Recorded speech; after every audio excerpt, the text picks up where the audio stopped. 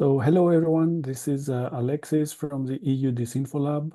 We'll be starting very soon. Let's give one more minute for everyone to connect, and then we can get started.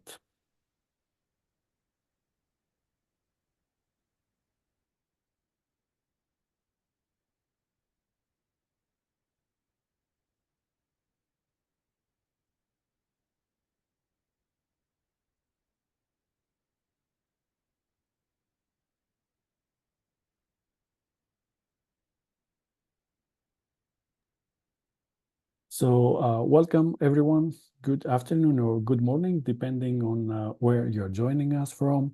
I'm very happy to have you all here today in the weekly webinar organized by the EU DisinfoLab.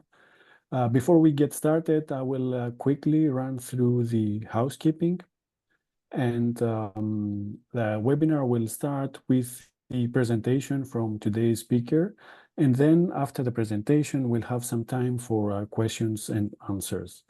As usually, we will use Slido to receive your questions, and you can already access Slido by either scanning the QR code you see on the screen or visiting slido.com and entering the code disinfo. Please already connect now, and you can answer the first question, which we'll see in the next slide. And it is about where are you joining us from today? So let's wait a little bit for people to connect to Slido. Alexis, I see there is a raised hand. You see it on Zoom, a raised hand? I used to see it, now it's gone. It's gone. Okay, good.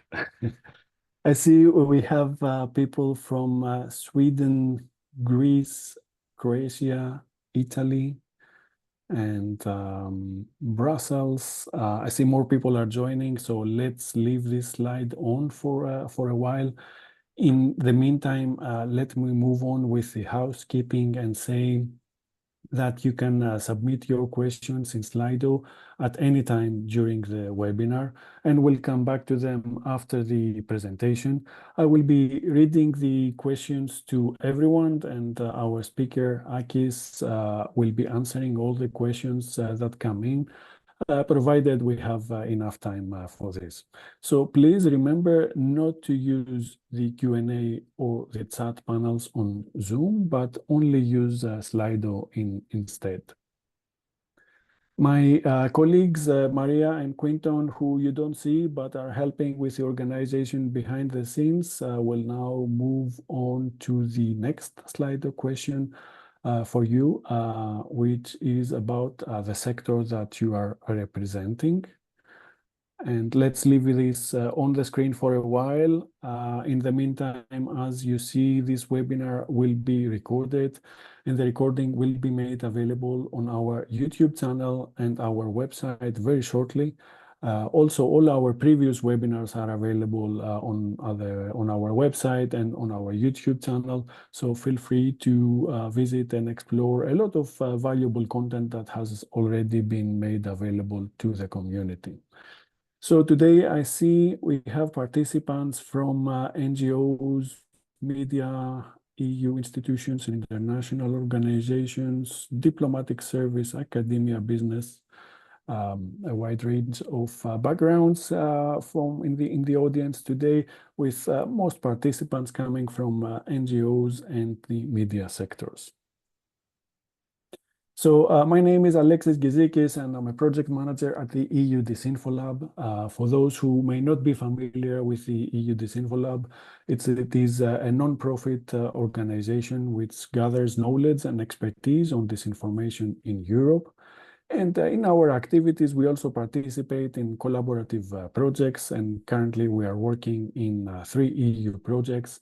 veraAI, which is about developing AI tools for content verification professionals.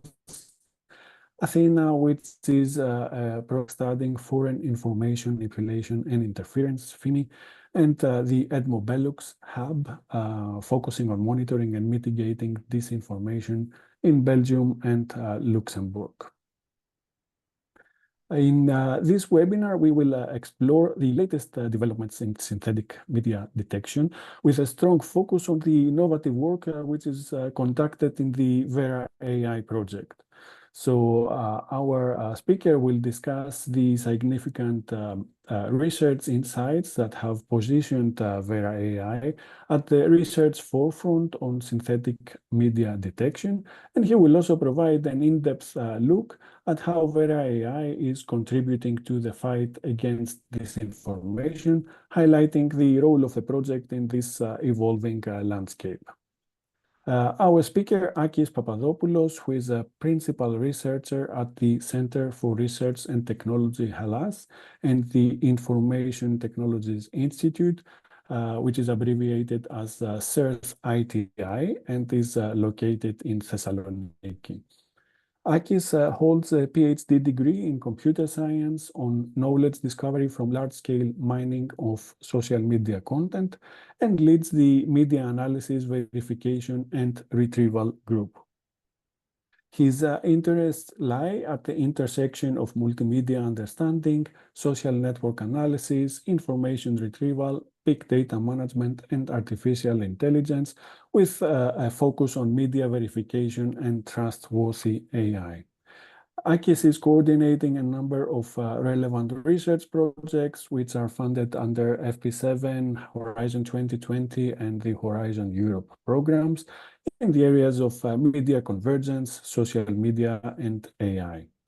Before I hand over to Akis, just a final note for those who connected after we started. There will be time for questions and answers after the presentation, and you can already start adding your questions to Slido. So without any further delay, I hand over to you, Akis. Thank you very much, Alexis. And let me try to share my screen. I hope it's visible now. Yes, we can see the slides very well. Okay. Thank you very much for having me today. I'm Simeon or Akis Papadopoulos, and I will briefly try to give an overview of the quickly evolving field of synthetic media detection, also known as generative AI content detection, and briefly also relate what we are doing in the veraAI project, which I coordinate with the latest developments. So first, we'll start with a quick introduction to the problem and motivation, why we consider this is important. Then very briefly say a couple of words about our project. And then I will go through the method, some of the methods actually that we are developing in the project, how these methods turn into tools, and I will conclude with some open challenges. Obviously, I will not get into very much detail in any of these, so if you spot something that seems interesting, please feel free to reach out either through the questions in the end or even later via email. So let's start from the very beginning. Even though disinformation is an established problem, it gained prominence already in 2016 from the US elections, where it was first associated with attempts for interfering with democracy and election results.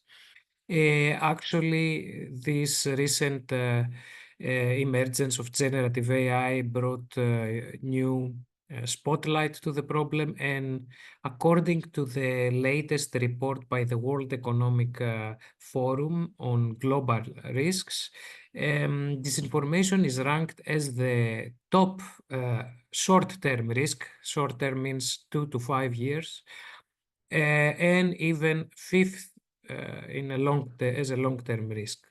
And it is associated with an environment where a lot of tensions are emerging. Many people start feeling pressures from economic crisis, immigration, societal polarization. And in such an environment, misinformation and disinformation can really have grave impact on our societies. So this report is created by consulting more than 1,400 experts, risk experts, entrepreneurs, and other stakeholders. So it means that worldwide this is considered by top management and high-ranked executives as a very important problem. And I think every one of us, when we read the news, and since I guess we are all interested in this topic, we can see several cases making it to the news that involve synthetic media content. And such content can take multiple forms or modalities, as we call them in computer science. So it can be image, audio, video, text. And we've seen cases where synthetic media content has been used, or can even say weaponized, to either spread disinformation for propaganda purposes, for gaining political advantage, and for interfering in other countries. So this is an actual risk that is evolving, and it's unfolding in front of our eyes. There has been a recent research published by researchers at Google and DeepMind and Jigsaw that reviews approximately 200 incidents that involved generative AI misuse, and they try to categorize them and try to analyze in order to see what are the most important trends. So here you can see two graphics from this report. At the left-hand side, you can see the type of misuse tactics when generative AI is involved. And among the most common tactics is impersonation, scaling and amplification, and falsification. So these are all tactics that are associated with either spreading disinformation or trying to deceive a wide audience. And a very interesting finding of the study is also presented in the right-hand side, where you can see also the modality, the type of content that is associated with such tactics. And you can see that images are the most popular overall type of content used with Gen AI misuse, but also, of course, text and audio, video are also very frequently used in the context of such Gen AI misuse tactics. Here is, I think, a quite popular example that is already a bit dated. It's from from May 2023. And it involved a synthetic image that supposedly depicted an explosion in the in the Pentagon, outside the Pentagon. It was debunked relatively soon, but it quickly spread in several social media accounts and channels, and even propagated in some more mainstream news across the globe. This even led to a short-term drop in the S&P 500 index, which translates to several millions or even billions of dollars. Of course, the index recovered, but this gives some good indication of the potential to interfere with, for instance, the financial system by means of synthetic media. I hope it's clear that this is a quite important problem that is quickly increasing in terms of importance and in terms of potential risks. And the veraAI project is one Horizon Europe project that brings together several partners across Europe to build technologies and to validate them with the goal of empowering media professionals, so journalists and fact checkers mostly, in their daily activities in verifying content. There are 14 partners in this project. You can see how they are distributed across Europe. The project brings together research partners, so universities and research centers that actually build new methods and they study the phenomena that we see unfold in front of our eyes. It includes also companies that build tools and services. And also, of course, it brings together media professionals and civil society organizations, so the EU DisinfoLab, to bring their hands-on experience from the lines of fighting disinformation. Within the project, synthetic media detection and generative AI have quite a central role, even though it's not the only technology and not the only problem that Vera is addressing. However, for this talk, I will focus only on the parts of the project that have to do with generative AI. We've even organized two workshops, two events in Brussels last and this June, so June 2023 and 2024. These events are called Meet the Future of AI, and it focuses exactly on generative AI and democracy. It's actually, we co-organize this together with other sister projects with similar goals as our own project. And I just add here links both to the events and a white paper that we released, which I think summarize quite well recent developments and could be of interest for some of you.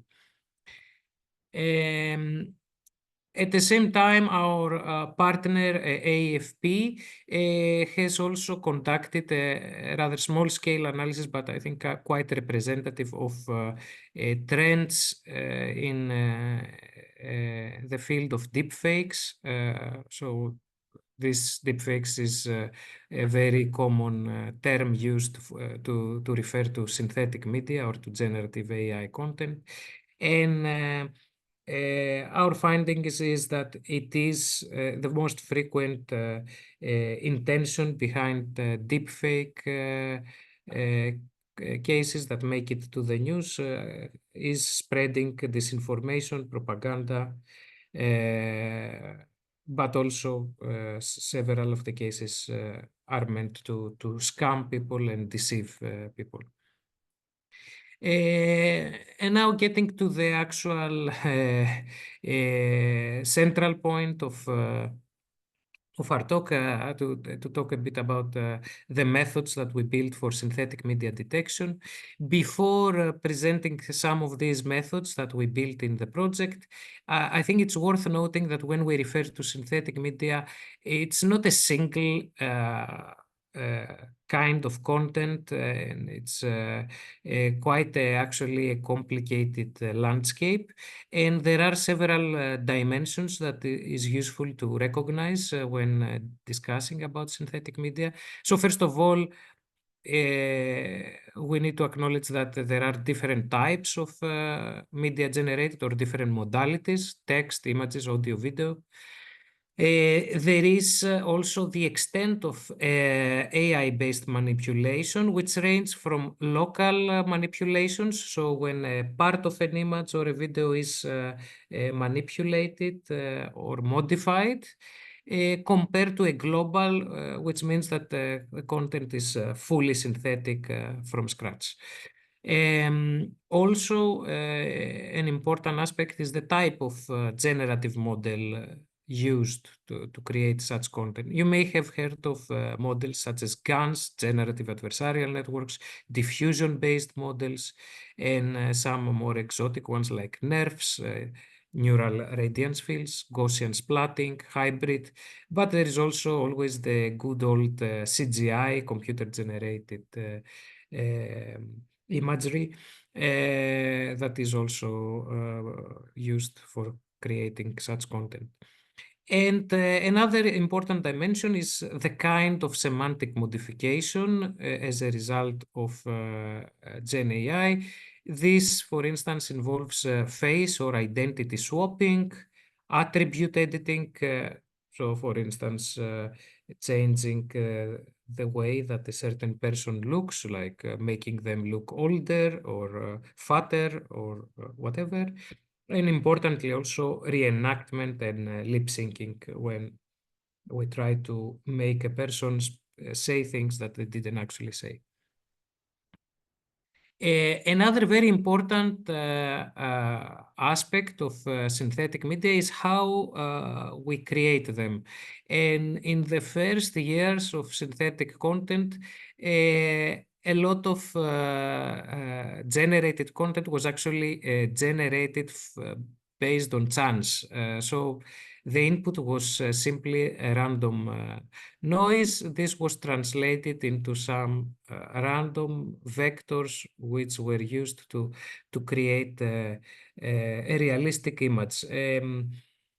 This is the approach adopted by generative adversarial networks, the first version of those. And of course, each time you came out with a randomly generated image, and essentially the generator didn't have much control over the image. Very soon, this kind of process gave the foundation for some control over the generation process, and there is a thing called inversion of the latent space, where starting from some generated images, you recover some latent, as we call them, latent vectors in a low dimensional space, and someone could manipulate these vectors to change how the generated images would look like. Nowadays, since a couple of years, the most common control mechanism is text prompting. So you describe what kind of an image you would like, or you describe that a certain area within an image needs to be replaced with a certain object. And this gives essentially a really fine-grained and very good control over the generation process. And even more refined approach is that you can also provide an input image together with some text prompting, and then you have really a very fine-grained control of what is going to be generated.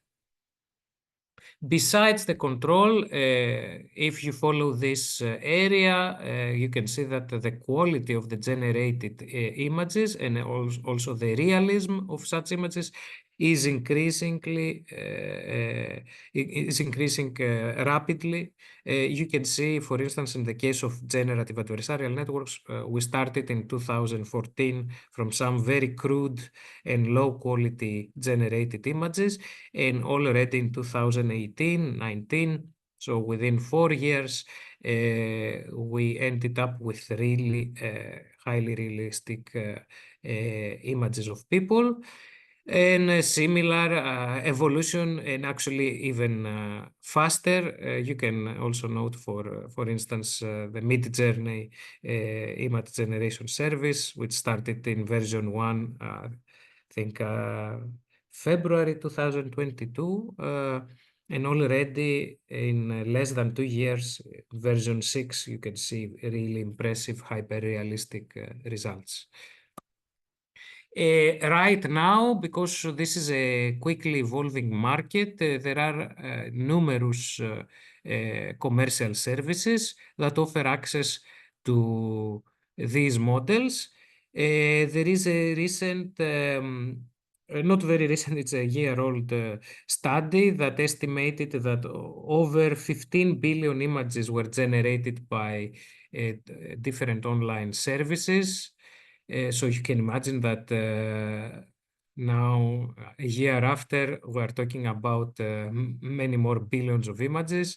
Some of the most popular and well-known services are Mid-Journey, DALL-E 2 and 3, Adobe Firefly, and of course, Stable Diffusion. Actually, one should differentiate between the models that are used behind such services and the services themselves. So, for instance, Stable Diffusion is an open source diffusion-based generative model, which is used extensively not only by the parent company's service, which is Stability AI, but also by numerous other services, or sometimes it is adapted or improved and used behind the scenes. And there are constantly new players in this game. They bring new features, new UX, and the bottom line is that everyone has now the possibility to generate images, highly realistic images, really for almost for free or with very low cost. So this means that we really need ways to detect such synthetic media, and we need tools to bring tools to journalists, to fact checkers, to help them in verifying online media. And when we build synthetic media detection, there is typically a very standard AI or machine learning approach that we researchers and people working also in this area are using. It's called training a model, where a model these days typically means a deep neural network, either a convolutional neural network or a transformer. These are the two most prevalent machine learning model architectures. And typically, we try to collect a number of representative real media, so real images, real videos, real audios, as well as a number of AI-generated cases. Then we feed the model with these, and then we end up with a detector. Now, this is a very simplistic, of course, depiction of the process, and there are really many variations. But I think an important thing to keep in mind is that depending a lot on what real media and what AI-generated media we feed these models will be able to detect content that is in some way similar to what we used for training such models. And a very big challenge in this area is how we can generalize these models. So we train, for instance, a model on GAN images of generative adversarial networks that were let's say, developed 2 years ago, and they can still detect gun images from today, or even they can detect diffusion based images. This is a really big problem in this area. And now I'm going to give examples of some of the recent work we do in Vera, just so that you get a sense of our progress. So one of our recent methods we call RHINE. This makes use of these so-called foundational models, and one very popular such model is CLIP. This has been trained on pairs of images and text descriptions that were collected from the whole web. And it is a very powerful image representation. So we used, we took several intermediate, outputs of this representation and used them as input to our own detector. And to cut a long story short, this turned out to work very well and to also be able to generalize quite well. So in recent benchmark datasets, we achieve really remarkable performance in the area of 96, 97%.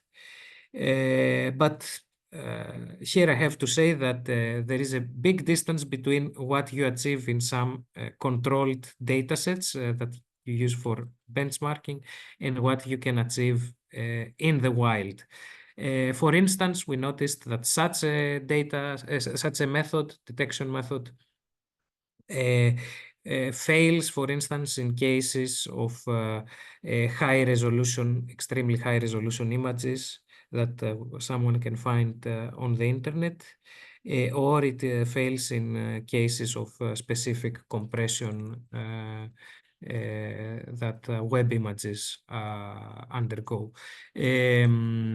And this is a common problem in such methods.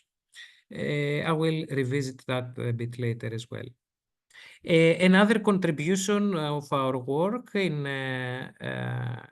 the project is the creation of a new dataset, because this is as I said, a very fast evolving field.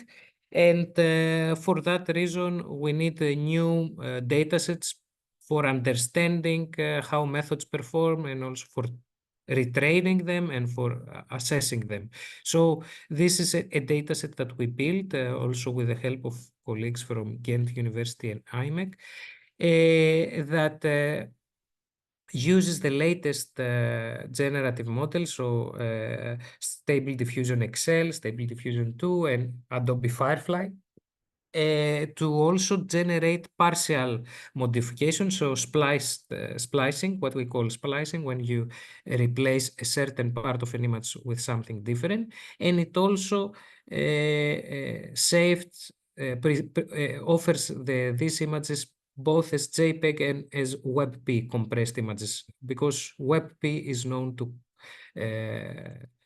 create issues with existing detectors. So this is a dataset that we recently released to help push forward the boundaries of detectors. Beyond images, the project also is doing a lot of interesting research on synthetic audio detection. And there are two recent methods by partners of the project. So one method from our partner Fraunhofer, the IDMT Institute, has recently released a new detection model that tries to look into the so-called phonetic formants of input speech. These formants essentially describe the melody of the voice, the color of the voice, and how vowels are pronounced. And it can also highlight when it detects whether an input audio sample is synthetic or not. It can explain the decision by resorting to these three kinds of formants. this seems to perform in the state of the art and has been recently presented in an international workshop. A second synthetic audio detection method has been also presented by our partners in University of Naples. And there, the idea is that they take advantage of very large audio, pre-trained audio models, like beats. This is a very high-performing model. And they compare the output of such models for a number of reference audio samples from a given person with a suspect audio case from that person. So they essentially understand whether these correspond to the same persons, and by that they can also understand whether it's a synthetic voice or not. It's a very novel idea that is different from the previous paradigm, where you needed a general pool of synthetic media content and a pool of real media content. Here you need a number of cases from a given person and an input case that is suspect, and then you decide. This is why it's called person of interest based deepfake detection. And this same idea is also applicable in the case of video deepfake detection. And again, you try to detect whether a specific test case, so a video that you suspect is a deepfake, actually belongs to the same category as a set of real videos from the same person of interest. This was shown to generalize very well, so it doesn't depend on the specific deepfake generation model used. So it's a much more robust solution. However, the limitation is that in order to test a video, you need also a number of real videos from the same person. So this could be applicable to celebrities or well-known persons, but it's much harder to apply this to citizens like me and you. Okay, this was a very quick recap of several methods and research that we've been doing in the projects. How do these find their way into actual usage? So all this research that we're doing, we have essentially two ways to make them available to end users. So in the project, we do have two verification tools, or I would say platforms, because they are quite general tools that bring together multiple features, verification features. So there is one called Fake News Debunker, which is a freely available Chrome and Firefox plugin that is used by more than 120,000 users worldwide. And the second is Truly Media, a commercial verification platform built by our partner ATC. In addition to these tools, the research solutions we built are also available as APIs that can be integrated in third-party clients. And some of them are also made available as open source models on GitHub or on Hugging Face, and they can also be used by the research community or other relevant stakeholders. Here is a glimpse of the verification plugin. This is developed by our partner AFP for some years now. It's used extensively and is continuously improved. The synthetic image detection methods that I presented before have already been integrated there and have already been evaluated and tested. We do get a lot of feedback from this early testing, and there are ongoing improvements in place. And similarly, the Truly Media platform, which is developed by our partner ATC, an ICT company in Athens, also integrates these latest detection methods for synthetic image detection, and will soon also make available tools for synthetic audio detection and also deepfake video detection. Of course, bringing these results into actual practice and making them really useful and effective entails also a number of open challenges. Several of these challenges have to do with actually integrating the research results into a tool that is constantly used by journalists and fact checkers.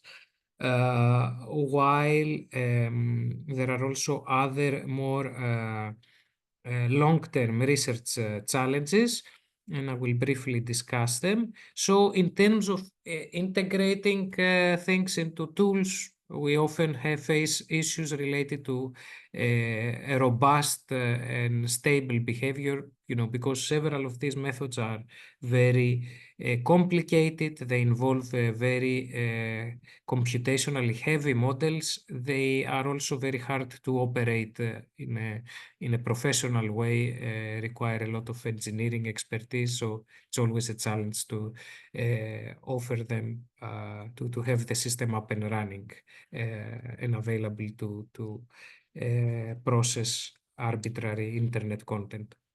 Another very big challenge is how to communicate the results of AI algorithms to journalists and fact checkers who normally do not have a computer science background and do not have a deep learning background. So when you, for instance, such models produce a kind of probability score that an input image is synthetic, how should these people interpret this result?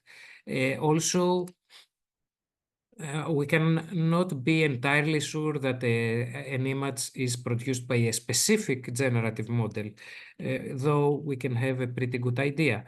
And it's always hard to communicate this doubt, this uncertainty to media professionals. And we have really many discussions about how to improve this. And a similar challenge has to do with how much information we offer through our tools to media professionals. In an ideal world, the media professionals shouldn't care about how our detection models work, nor should they know about limitations. They should simply see a result and they should trust it. But given this uncertainty that I mentioned, it's important to provide also some context and some additional information about how these models were trained, where they were tested, when do we expect them to be reliable, and so forth. Another very big challenge stems from the fact that generated images are very rarely posted on the internet directly as they are generated from the service or model that generates them. Perhaps there are some instances that are directly posted on the web or on some social media sites, but very often and very soon there are many different post-processing operations that happen on top of them, and you can see, for instance, many different derivative images from these synthetic images. Very often, a media professional, so a journalist or a fact checker, instead of using the originally created, generated image, they use one of the derivative images. And a model might detect this as generated, but it detects this as generated for the wrong reasons, because they notice the overlay text or the surrounding graphics as generated and not the image itself. So this creates some confusion, and the detection performance actually is much worse when we refer to the so-called base images. We've recently conducted such a study to see how the latest state-of-the-art methods perform in images, in many different variations of images, generated images in the wild. We've noticed that many of the recent methods, which were claimed to be very accurate, actually completely fail, and the results are close to random. There are some that are relatively decent in terms of performance, but still quite far from the accuracy that I mentioned before. So the 95 or 98% accuracy is actually much lower in the wild. And a way to try to minimize this gap in performance is to actually maintain an index of previously detected synthetic images and use a retrieval system. So when an image is provided for testing, then you try to check whether you've already seen a similar image and use the detection from the similar image if it's more confident. So there are ways that we try to cope with this uncertainty and this complexity of in the wild testing.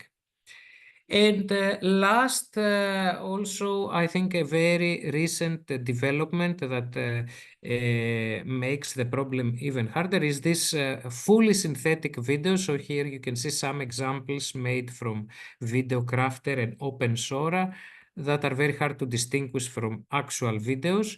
There is work by our partner University of Naples that tries to also detect fully synthetic videos robustly. So we expect that we can offer this also detection capability very soon through our tools. That was it. Hopefully it was interesting for you, and I'm ready to take your questions. Thank you, Akis, for Should the I stop sharing? Yes, please stop sharing, and we'll switch over to Slido. So thank you, Akis, for the excellent presentation, going through the current state of the art and the developments in the Vera project. We will now have some time for questions. So for our audience, please add your questions to Slido by either scanning the QR code on the screen or going to slido.com and entering the code disinfo. So please remember to use Slido and not to use the Q&A and the chat panels on Zoom. So we already have some questions. Let's start by the questions we have. So the first question is, how do you ensure that your detection algorithms remain effective against rapidly evolving synthetic media techniques, such as deepfakes? Yes, very good question, and a very as I mentioned, one of the most important challenges in this area. There are a few ways that we rely on.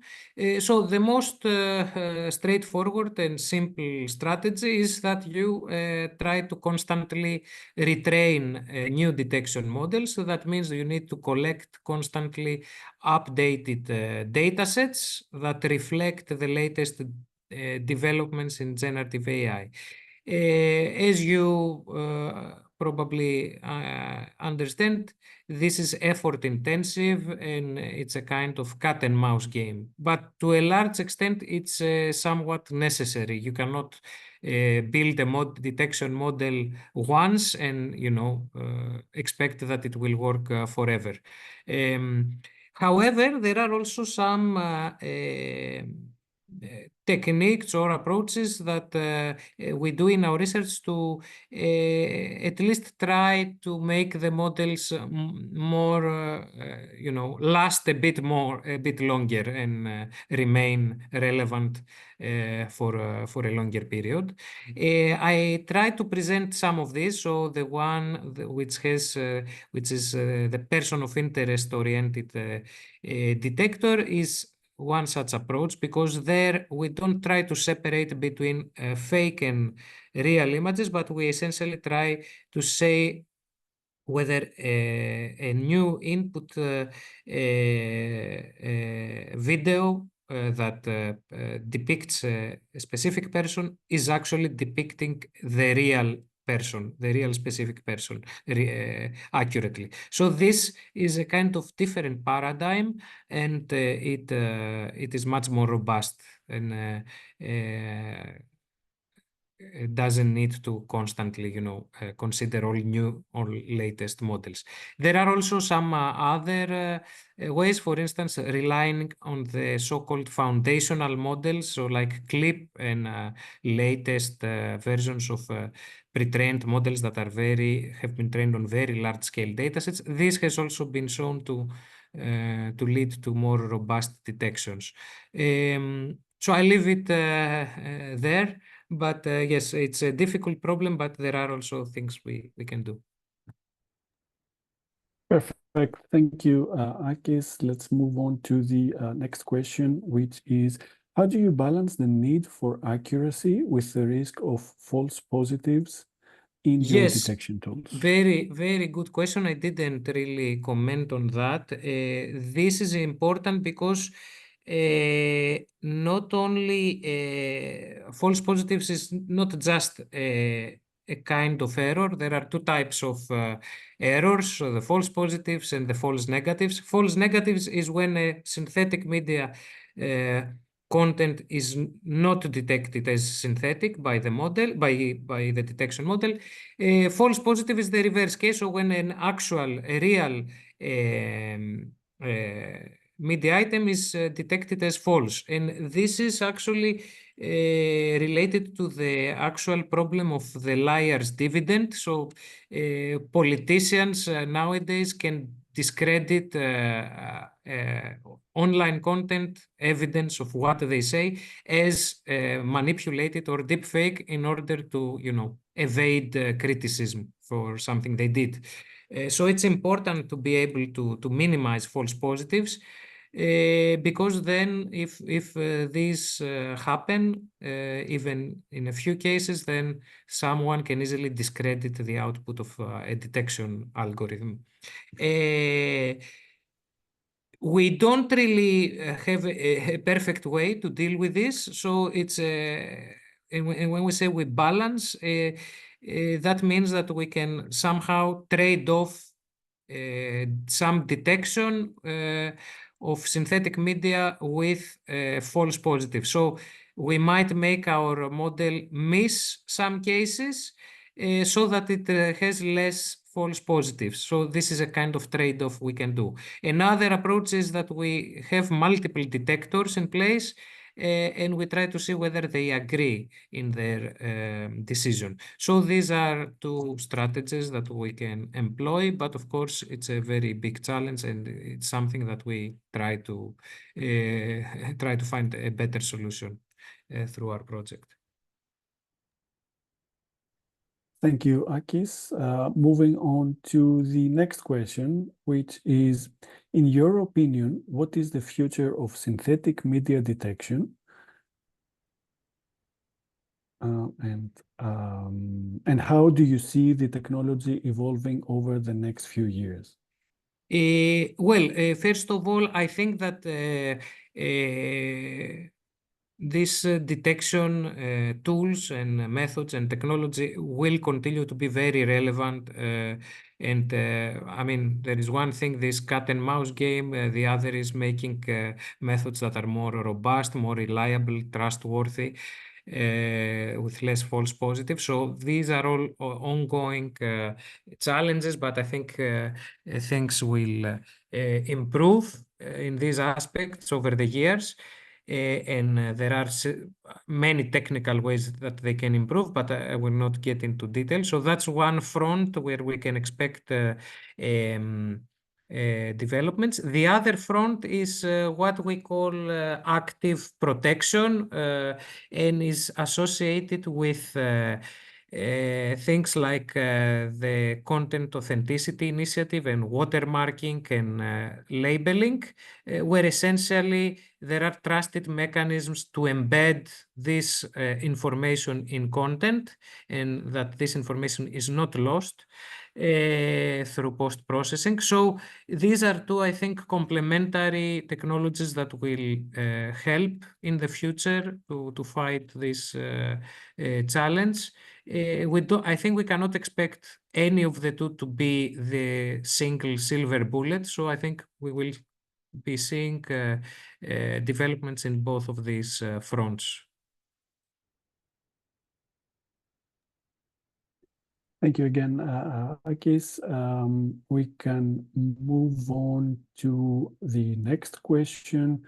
Is there any known plan to combine existing Gen AI detection tools in order to improve the reliability?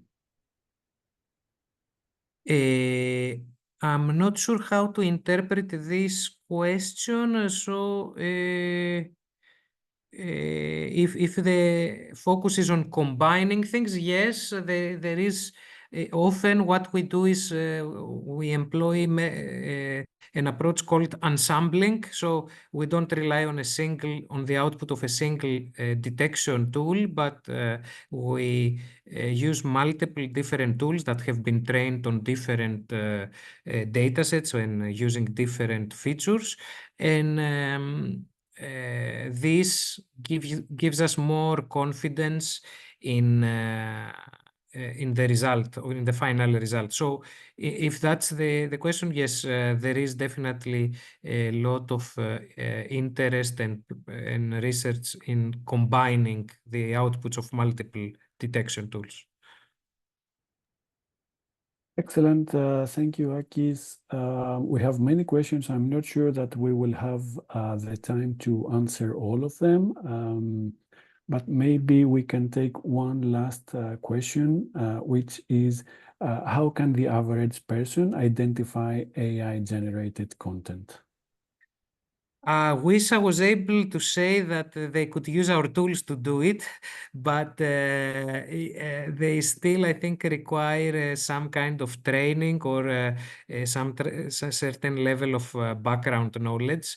So we are still not at the level where you can get a detector, and I think that that people who promise this may a bit mislead the public. It's still not possible, I think, to give a tool to everyone that they can use to say, okay, this image that I just encountered is AI generated. So I think people should use, if they have the possibility, they should forward their question or their content to some journalist, fact checker, or some expert. A second thing they can do is, of course, always use common sense. So if the image or video seems a bit unreasonable or to violate some common sense, then it's likely that is either AI generated or manipulated. Sometimes, it doesn't need to be AI generated. It can be simple manipulations or out of context use. So common sense, I think, is a very powerful tool that citizens and so-called average people can use. Yes, in addition to common sense, I think patience and waiting, for people to assess and publish about this and not share the content further. I think this is also a very powerful strategy. So hopefully, I don't know, maybe at some point we can come up with actual tools that everyone can use. But until then, let's try to use our brain, I think. Very good recommendations and fair points there, Akis. We are running out of time, so unfortunately, it's time to wrap up. So you will receive a questionnaire to rate this webinar. So feel free to also suggest topics for future webinars or anything else you might want to share with us. Last but not least, you may have already heard about our upcoming conference in October in Riga. The registration is still open, and I would like to add that on the second day of the conference, we will organize a project networking lunch. It will be open to all EU projects to meet with peers, discuss ongoing research, and have the opportunity to develop new collaborations. And you're all very welcome to join us there. That's all for today. We can now close this webinar. We will share the recording, the slide deck, and the link to the white paper that Akis mentioned earlier on our website. So check our website in the next days. Thank you, Akis, for the excellent presentation, and thank you all for participating and being here today. I'm wishing you a good afternoon or day ahead. Thank you. Bye-bye.